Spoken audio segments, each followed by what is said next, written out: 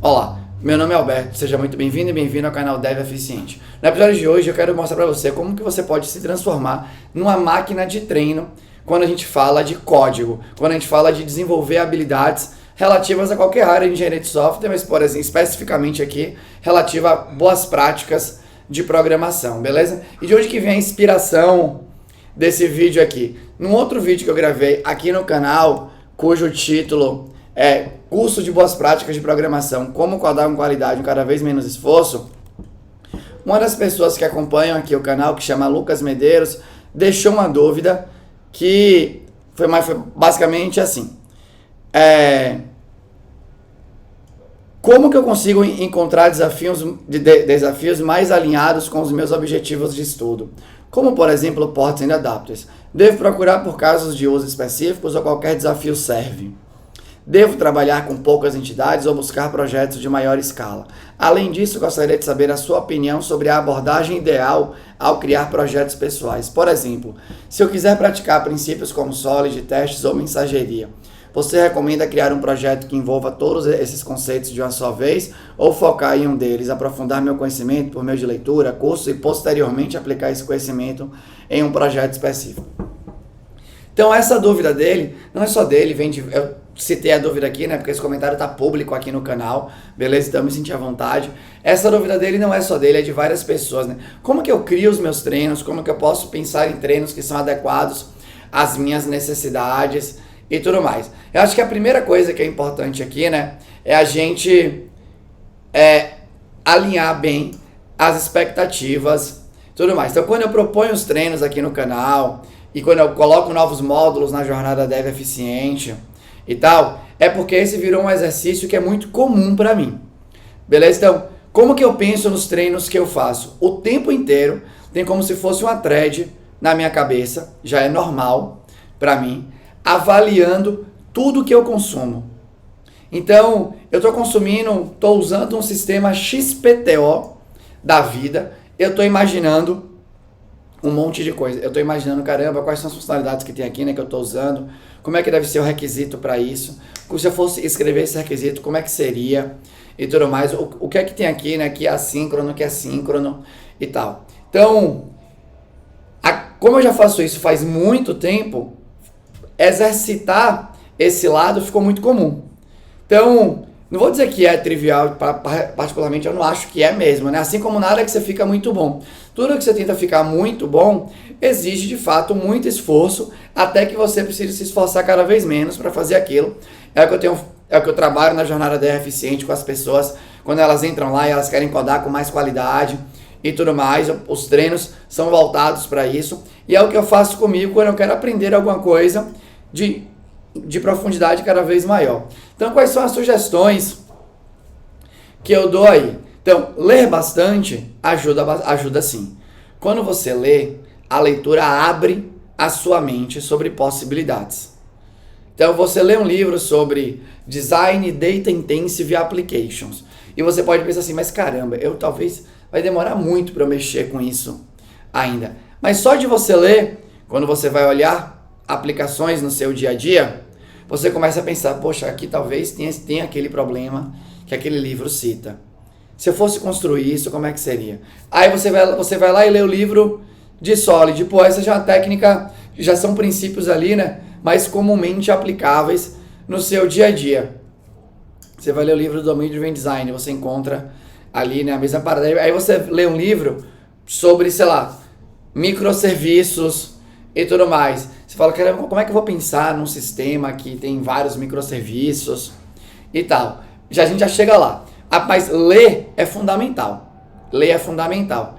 Ler, né, consumir conhecimento. Quando eu falo, você pode ler, você pode ouvir podcast, você pode consumir vídeos de YouTube, você pode conversar com pessoas aleatórias nas suas redes sociais, você pode conversar com pessoas no seu trabalho, consumir conhecimento, né, ler, consumir histórias, ouvir histórias, conversar sobre isso e tudo mais, vai aumentando ali, né, a sua capacidade de conectar pontos. Você ainda não fica necessariamente excelente em fazer isso, né? De novo, essa história é muito básica, mas eu não canso de repetir, né, que é padrão, não é porque você lê um livro que você já é capaz de fazer aquilo com excelência e tudo mais. Então não é porque eu acabei de ler um livro sobre, sei lá, né, sobre desenvolvendo aplicações brutal que suportam concorrência brutal, que eu já vou codar a parada chegando naquele naipe ali. Mas ler abre a minha mente, beleza? Então quanto mais você lê, mais conhecimento. Quando eu falo ler, né, quanto mais você consome conhecimento, maiores são suas possibilidades de conectar ali as paradas. Aí entra o lance do treino. Será que eu treino a parada isolada? Será que eu treino a parada tudo junto? E tal? São treinos diferentes.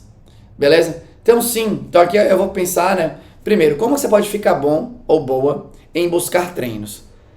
Respeita o seu momento. Então, se você está começando a consumir conhecimentos, a sua capacidade de pensar em coisas, né, pensar em treinos que conectem X, Y, Z vai ser um pouco mais limitada e é normal, assim como qualquer pessoa tem essa situação na vida, né? Então, eu, por exemplo, estou numa jornada de aprender a andar skate, né? Ela vai fazer agora em outubro, eu estou gravando esse vídeo aqui, né, em 2 de setembro, acho que é isso, né? De 2023, em outubro de 2023, vai fazer 2 anos que eu comecei a andar por conta do meu filho. E obviamente que meu filho, por exemplo, anda melhor, bem melhor que eu, não tem nem comparação, né? E para a mesma coisa que eu vejo, o mesmo obstáculo que eu vejo, e eu penso em uma coisa, ele pensa em 5 para fazer naquilo. E a pessoa que anda mais com ele pensa em 15, 20, e por aí vai. É normal. Quem tem mais conhecimento sobre um tema é naturalmente uma pessoa mais criativa sobre aquele tema. Então, isso vai acontecer ali com você. Então, eu só consigo pensar em treino que é simples. E aí você, deixando de fazer os treinos que são simples, está perdendo a oportunidade de começar a pensar em treinos que são mais complexos. Então, a minha dica aqui é: não viaja muito em qual treino você vai fazer para treinar aquilo outro, se você ainda não faz isso rotineiramente. Simplesmente vai lá e faz. Pensou numa coisa? Vai lá e coda aquela parada. Não fica viajando muito, eu tenho que fazer aqui um backlog espetacular e não sei o que. Não. Coda como você vê. Eu tô vendo aqui que tem o YouTube. E o YouTube eu sei que tem upload de vídeo, e eu posso editar as características de um vídeo pode estar dentro de uma playlist. Aquele vídeo, ele pertence a usuários e usuárias de YouTube, então eu tenho uma pessoa que é uma usuária do YouTube ali, né? Ela pode criar vários canais. Aí você começa, eu tô aqui, né, só dando um exemplo. Então uma pessoa pode criar vários canais, então você já tem esse cadastro, né, de usuária, aí você tem um cadastro de canal, que é a partir de uma pessoa que é usuária. Aí dentro do canal você pode upar vídeo, e o seu vídeo, né, ele tem um arquivo, que é o arquivo de vídeo, ele tem uma descrição, ele tem um título. Você pode colocar tags dentro daquele vídeo, aí um vídeo tem a edição, então você pode editar as informações ali de um vídeo. O vídeo tem um status de publicação, né? Então esse vídeo, ele pode você pode publicar ele agora, você pode programar ele para publicar no futuro. Aí você fala, caramba, programar, tipo, aí você começa, né? Se você manja de schedulers e fazer tarefas em background e tudo mais, você já viu sobre isso, você pode começar aí, seu cérebro já conecta, caramba, então beleza. Ou publicar, eu vou agendar agora e eu vou colocar isso na mão, né, de um scheduler ali, que esse scheduler roda vamos supor que roda todos os minutos, em todas as horas, todos os dias, e cada vez que ele roda, ele está procurando vídeos que ele tem que publicar naquele determinado momento. E talvez você fale assim, mas caramba, para milhões de vídeos que nem é o YouTube, imagina que nesse exato momento que eu estou gravando, tem milhões de pessoas programando um vídeo agora. Será que é assim mesmo? É até uma coisa que eu comecei a pensar aqui, né? Porque isso aqui foi completamente inesperado. Mas o fato de você começar a pensar em fazer alguma coisa, a sua cabeça é maravilhosa. A nossa mente é maravilhosa. Você começa a pensar numa parada, e aí, sem você querer, você já está pensando em outra. Então eu agora percebi que se eu fosse codar um agendador de publicação de vídeo, que nem é o do YouTube, talvez eu ficasse bolado com isso, do tipo, velho, mas são milhões, então ele roda a parada todo minuto, todo segundo, para encontrar esses... Não deve ser assim, né? Esse provavelmente é um algoritmo muito juvenil. E talvez eu seja juvenil nisso mesmo, e eu preciso achar um jeito de ser melhor. Do mesmo jeito, você fala assim, eu quero codar um Twitter da vida e você tem a timeline, e você fala assim, caramba, quando eu publico uma parada tem que aparecer na timeline de milhões de pessoas, não no meu caso, né, mas pessoas que têm milhões de seguidores, por exemplo. Milhões de pessoas ali. E aí você vai ver, aí você vai pesquisar, por exemplo, e você vê que tem pesquisas sobre você construir timelines de maneira cada vez mais eficiente e tudo mais. Então, você está no YouTube, você pode publicar, você pode deixar o seu vídeo como privado, se é privado, só você que vê. Você pode deixar o seu vídeo como não listado, então na listagem dos vídeos e nas pesquisas do vídeo, o não listado não aparece, você pode deixar o seu vídeo como público. Então, o nível de detalhamento da parada que você vai pensar vai depender do seu momento. Se o seu momento ainda for um momento que você está ainda se lapidando, tá começando, talvez você pense em menos características, está tudo bem. Todo mundo passou por isso, né? Obviamente eu passei por isso quando comecei a pensar em treinos e tal. Mas se você não começar a testar, a brincar com essas coisas, você não vai conseguir melhorar. Então você precisa praticar, criar esses treinos para exercitar as teorias, enfim, né? Que você quer exercitar. Obviamente que você pode ter ajuda aí no planeta, né? Então, por exemplo, eu gosto muito de um repositório que hoje não tão atualizado, mas de duas pessoas que eu trabalhei junto quando eu trabalhava na Kaelon, né? Chama Marco Bruno, um super famoso aí na parte de front e tal, né? E Joviane também, super boa ali com back-end, mas não tão influencer assim. Eles dois, ela e ele, tem um repositório com vários desafios lá no GitHub deles. Eu vou deixar o link aqui. Você pode fazer aqueles desafios e aí na hora que você está fazendo, você vai tentando, obviamente, pensar nas coisas que você quer aplicar e tal. Mas acho que essa é a minha sugestão para você pensar em seus treinos. O nível de detalhamento, né, e das coisas que você vai pensar no seu treino vai depender muito do conhecimento teórico que você tem naquele momento e de quanto que você já criou treinos. Então, por exemplo, quem já fez treinamento com pessoas que são professoras de musculação ou de outras atividades, de vez em quando é surpreendente, né? Sei lá, eu vou ver na escola, eu tenho filhos pequenos e eles estudam na escola, eles estudam na escola e na escola tem milhões de brincadeiras. E de vez em quando eu fico assim, né? Acho que todo mundo tem sentimento.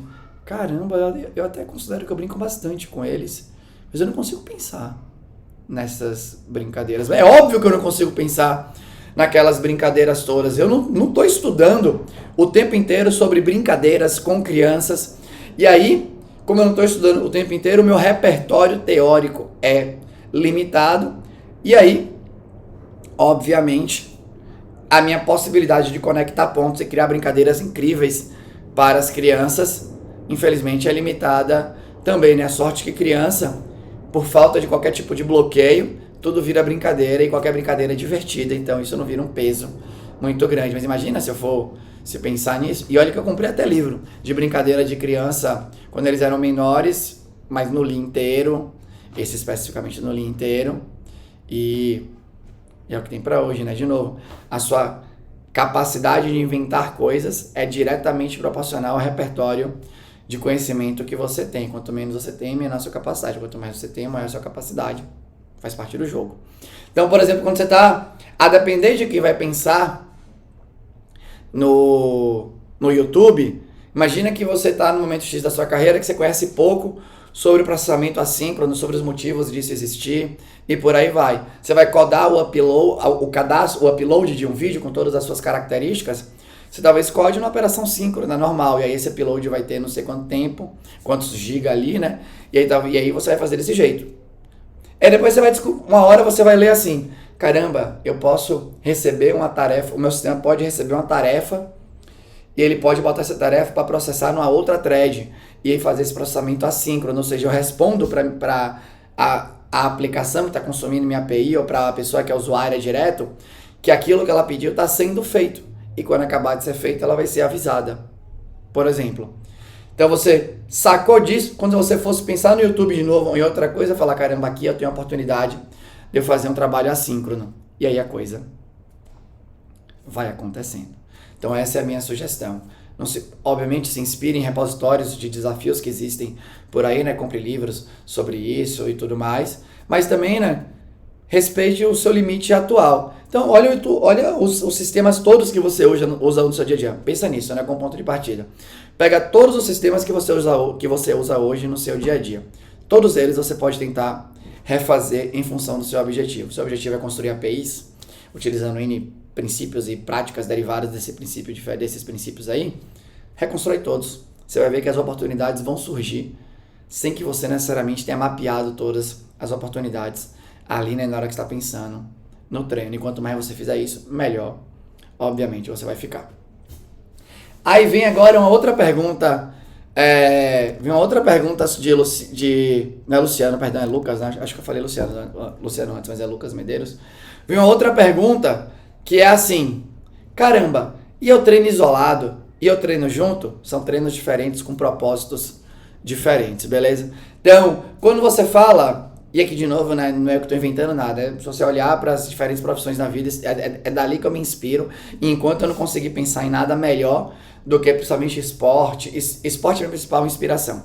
Enquanto eu não conseguir pensar em nada melhor do que o esporte, é dali que eu vou continuar bebendo da fonte, assim como outras profissões, profissão de risco e tudo mais. Então, por exemplo, você vai para o esporte, você tem esses dois tipos de treino. Você tem o treino que é isolado, um treino específico, bater falta, bota lá uma barreira de mentira e fica lá batendo falta o tempo inteiro. Então a barreira não mexe, a situação perfeita, a distância perfeita, 9 metros e sei lá, 15, e eu vou bater falta, tem que ser, né, por cima da barreira, ali naquela altura, que se passar por ali é gol. Então esse é um treino super isolado. A falta é um momento isolado. Mas eu falo assim, agora eu quero bater falta, mas na parada que acontece mais próxima do jogo. Então eu posso botar alguém gritando no meu ouvido aqui, né, na hora que eu vou bater a falta, uma galera pulando ali no campo, bate essa falta aí, se mexendo, uma confusão e tal. Já é outro tipo de treino. Então, por que você vai fazer um treino específico? Então imagina que você quer treinar a aplicação do princípio da responsabilidade única. Então você vai lá a gente tem um episódio aqui no canal que eu vou deixar linkado. Se eu fosse um melhor youtuber, eu ia falar que ele ia aparecer aqui no canto superior, um link para lá e não sei o que e tal, né? Mas não vai aparecer. Então vai na descrição aí do vídeo que você vai achar. Tem um episódio na playlist de boas práticas de programação que é uma série só sobre Solid, e tem lá, né, eu gravei a parte da aplicação do princípio da responsabilidade única de uma maneira mais pragmática. Você vai ver aquele vídeo e você compara, e você consome, obviamente, aí os livros que tem por aí, né, os materiais de Bob Martin e de outras pessoas que você entenda que tem materiais interessantes. Você fala, eu quero aplicar agora só isso. Então esse é um tipo de treino. Você fala, beleza, eu quero implementar a funcionalidade de construção de timeline do Twitter. Eu quero implementar a funcionalidade de publicação dos vídeos do YouTube, né? E eu quero notificar as pessoas que mais consomem aquele canal. Então você vai ter que ter uma regra do que significa mais consumo, né? O que significa mais consumo? O que é que tem quais são as variáveis? Pô, talvez tenha a variável de like, de comentário, de tempo que a pessoa assiste, e sei lá mais o que. Enfim. Aí você vai tentar codar a parada. E você vai pensar o tempo inteiro nisso. Beleza, como é que eu divido aqui isso daqui? Isso aqui vai pra onde? Isso aqui? Será que eu posso criar algum método ali, né? Definir métricas que eu vou olhar para ver se eu estou dividindo a responsabilidade certinho? Você pode pensar muito nisso. De novo, né? Treino isolado de princípio não é tão fácil. Eu vou pegar um treino que é mais fácil de eu te dar o exemplo de fazer um treino. Meu filho tá chegando aqui, não sei se ele vai entrar aqui no escritório. Eu vou te dar um treino que é um treino mais fácil de você treinar isolado. Imagina que você quer aplicar validações de entrada de dados. E aí eu vou pegar aqui eu tô olhando pra ele aqui. Você quer... Olha aqui, Totô. Aqui, ó. Eu tô gravando esse vídeo aqui agora. Aí você quer treinar a aplicação da Bean Validation, que é uma especificação do mundo Java, tem uma implementação, uma biblioteca que chama Hibernate Validator. E você quer aplicar aquelas validações, você quer ficar pró naquilo. O que você pode fazer? Você pode pensar assim, eu vou fazer 100 cadastros. E eu vou validar os dados e eu vou validar os dados de... Eu tô gravando aqui agora, meu amor, rapidinho, tá bom? Aí eu vou... Tu imagina que você quer fazer esse treino. Esse é um treino isolado, você vai listar 50 cadastros que você quer fazer, de níveis de complexidade diferentes. Imagina que você vai fazer cadastro simples, cadastro que tem relacionamento de um para muitos, cadastro que tem relacionamento de muitos para muitos.